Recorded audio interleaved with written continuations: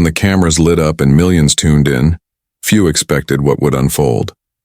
Donald Trump, known for his sharp tongue and relentless jabs, turned his attention toward Congresswoman Jasmine Crockett. What he didn't anticipate, however, was that his attempt to humiliate her on live television would backfire in the most spectacular way. Before the night was over, Crockett's fiery clapback wouldn't just silence the room.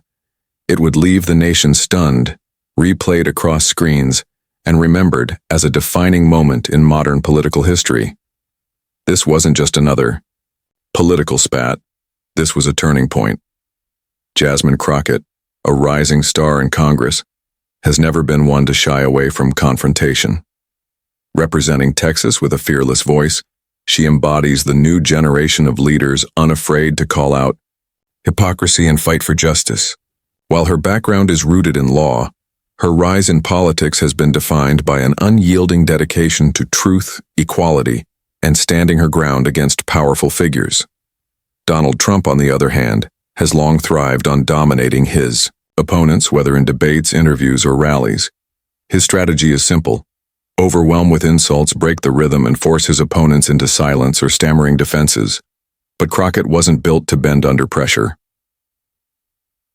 On this particular night, the two were seated just feet apart in a televised panel meant to discuss the future of America's democracy. Millions tuned in expecting sparks, but what followed surpassed even the wildest expectations. From the very beginning, Trump's tone was dismissive, cutting in with remarks designed not to debate but to belittle. The air grew tense. The audience leaned forward, and the moderators struggled to maintain order. Viewers sensed something bigger was brewing, a clash that would transcend politics and strike at the very heart of power dynamics in America. As the discussion unfolded, Trump launched his first attack. His words were calculated, sharp, and dripping with mockery. He questioned Crockett's intelligence, dismissed her experience, and painted her as unworthy of national attention. The audience gasped, but Crockett remained calm. She didn't flinch, didn't interrupt. Instead, she let him speak, knowing full well that timing was everything. For years, Trump had leaned on his ability to dominate the room. But Crockett understood something vital. The louder the insult, the more powerful the comeback could become. She began weaving her counterattack carefully, addressing not just Trump's remarks, but the deeper truth behind them. Her focus wasn't only on herself.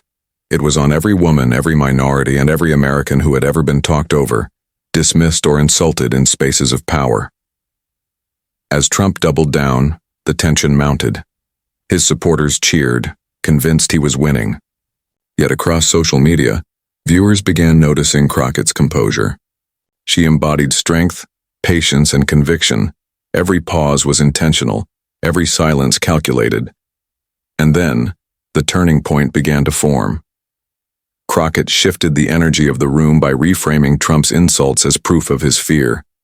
She highlighted how his attacks weren't about her shortcomings, but about his own insecurity in facing a strong black woman who refused to be silenced.